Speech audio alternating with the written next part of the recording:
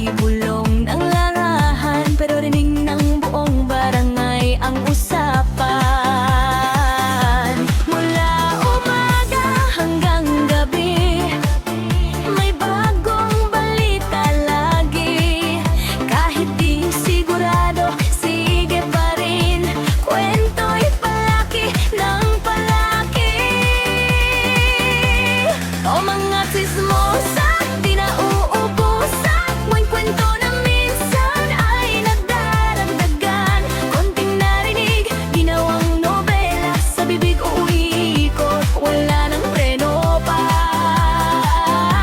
O mga tsismosa, ngating-ngating, baka bumalik sa'yo ang hangin.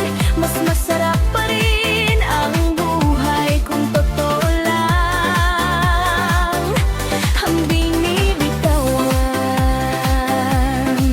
Sina Jonah at Grace may bagong nadinig, sa kailang baryo may pinag-usapan. Pero sa kwento, parang pelikula, may drama, may twist, may eksena pa.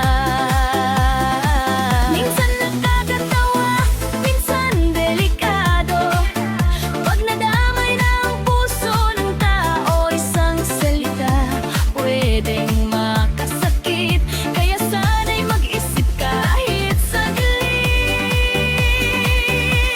O mga tsismosa, di na uubusan, ng kwento na minsan ay nagdaragdagan. Konting narinig, ginawang nobela, sa bibig umiikot, wala nang preno pa. Kung may sasabihin, sana'y totoo, at kung wala naman, tumahimik na lang po. Mas okay pa ang chikang masaya, kaysa sa kwentong may nasasaktan pa. O mga tsismosa, pakinggan nyo to, hindi lahat dapat ikwento.